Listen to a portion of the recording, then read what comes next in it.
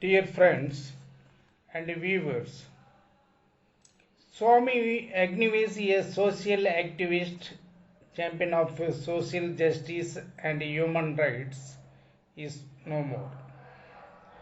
Born in a Brahmin upper caste family, he said his original name Vapasiyam Rao. He said his caste, religion, family, and his belongings to adopt the life of a Swami and began his crusade for social justice and compassion. Herein, viewers should not misunderstand the adage given to a notorious criminal like Nityananda as Swami Nityananda. The notorious criminal Nityananda is not available in our Indian territory. He has done some notorious crimes and escaped from the Indian territory and is staying somewhere in Ecuador. It's in an island that is owning, he himself proclaiming is owning a nation by name Kailas Kingdom, and he has asked even the United Nations organization to give him a member state, and also declared that he has issued a currency of Reserve Bank of Kailasa. Such a notorious criminal should not be named as Swami Nityananda. On the other hand, Swami Agnivesh is a different type. He is a man of compassion and serve for the entirety of the humanity. Most of the political parties, Congress, Communist parties, the Dravida Muneta Kazhagam and the Patoli Makkal Katchi and many other parties and even social activists and human rights, civil rights activists have expressed their griefs and sorrows on the demise of Swami Agnivesh, except the Bharatiya Janata Party and the Hindutva forces associated thereto. Why the progressive and democratic forces expressed their griefs and sorrows, and the Hindutva forces and the BJP have not expressed any sorrows or griefs on the demise of Swami Agnivesh? Let us give some of the finest examples given by various political personalities and social activists and human rights activists. At the outset, the Communist Party of India Marxist General Secretary Sitaram Yechuri has expressed his deepest condolence as the passing away of Swami Agnivesh.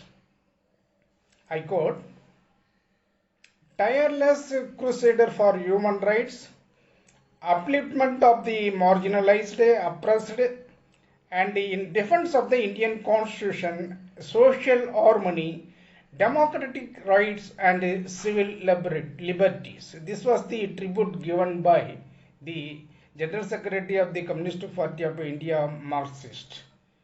And another General Secretary of the Communist Party of India, D. Raja, said that he was a friend of the entire left movement.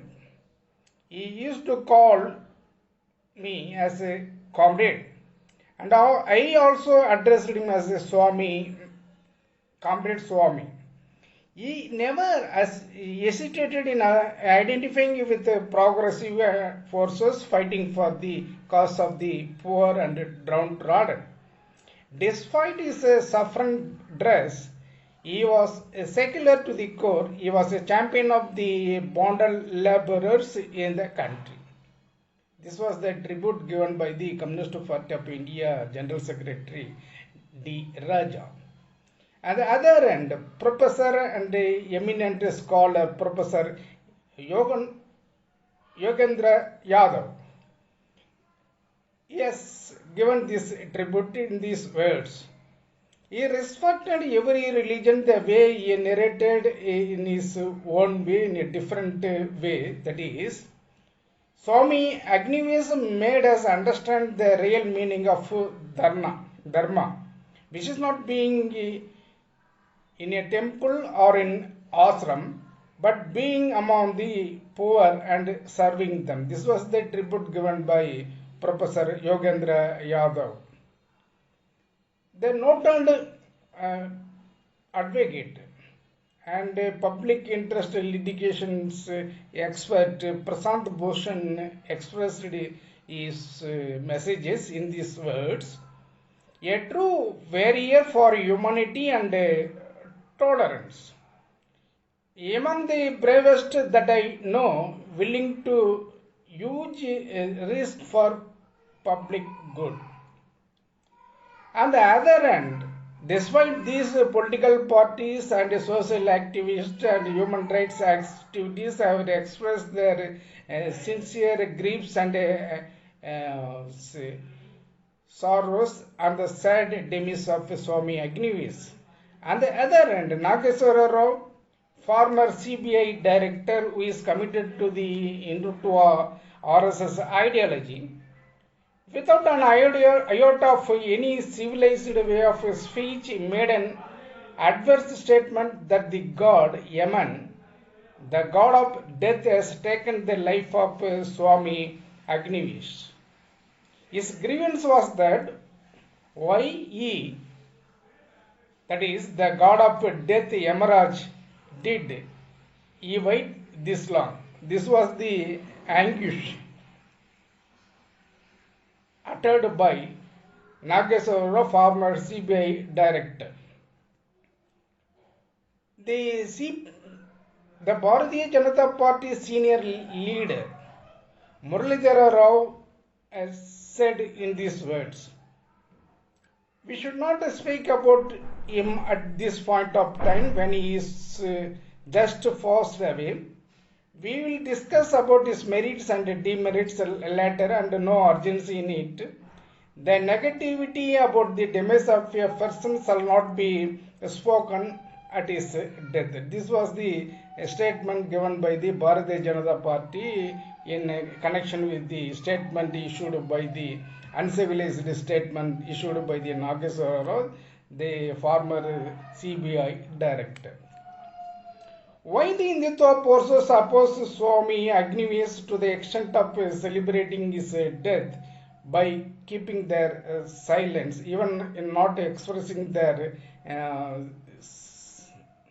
condolence messages to the bereaved family? That is, to answer to this question, the griefs and sorrows expressed by the progressive, democratic and secular forces and other human rights crusaders are fine examples, and the venom and this venom and other things expressed by the dark forces are points for our consideration why they oppose Swami Agnivesh to the core. In order to drive home why the Hindutva forces headed by the Bharatiya Janata Party is opposing the viewpoints of Swami Agnivesh is this. Swami Agnivesh, I have checked many of the articles written by Swami Agnivesh and his contribution to the larger civil society and Indian working class and migrant workers and this slavery type of manual workers like that. I am not going into the details of all these things. I will confine myself only the things that he has done for the democratic and secular fabric of this nation.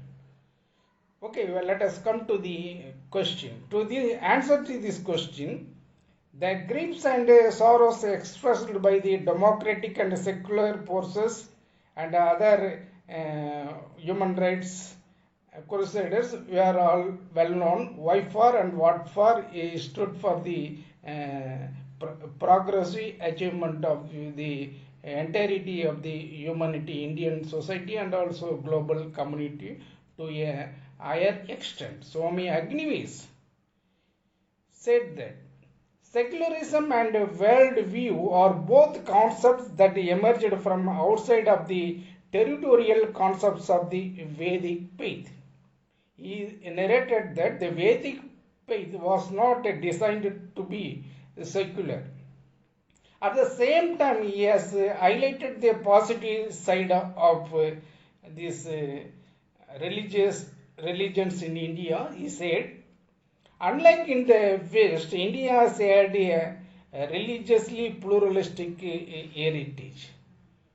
Moreover, he has uttered that the need of the hour is for various religious communities to come together and initiated a shared spirituality conducive to healing and transferring our secular culture by imbibing it with a passion for truth and social justice, which are the essence of dharma.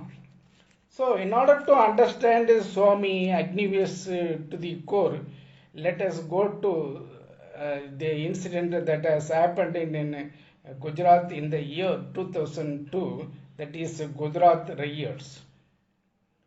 You know, the Supreme Court of India has given verdict in favor of this Rama Janmabhoomi to the Hindutva forces. It's a unanimous decision, but without the signature of the author of the judgment. But in the year 2002, Swami Agnivesh has said that Ram Raja cannot be created by filling this land with Ram temples. Certainly not by building them with a view to inflict humiliation on another religious community. By hurting the religious feelings of these religious minority Muslims, building up a Ram temple was not a necessity. That was not the need of the hour.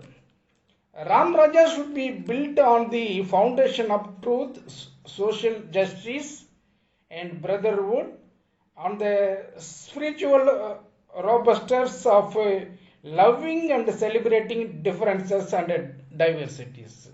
Swami Agnivesh has stood for the cause of this social fabric of the countries. The religious pluralities, linguistic differences and cultural differences ought to be cherished. Ought to be these differences should be appreciated. That was his understanding of socialism. That was his main concept of this pluralistic concept of cultural issues. Why for the BJP Hindutva forces are opposing the views of the Swami Agnivesh would be known only if you go through the letters or writings of Swami Agnivesh, which is available in his website. This is Agnivesh.org. It is the website which has therein you could find more than 25 articles written by Agnivesh. And another thing, he has dreamt up a casteless society in India. He has said that experiences spread over decades of nation building leave us in no doubt that the evil system will be wither away unless the war against it is joined in a tactical and a practical way.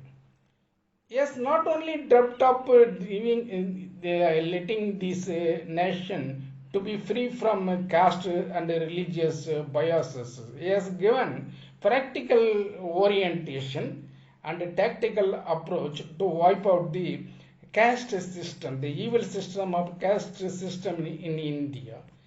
For that, he has given certain concrete measures to do certain things as advocated by the chief architect of the Indian Constitution, Dr. B.R. Ambedkar.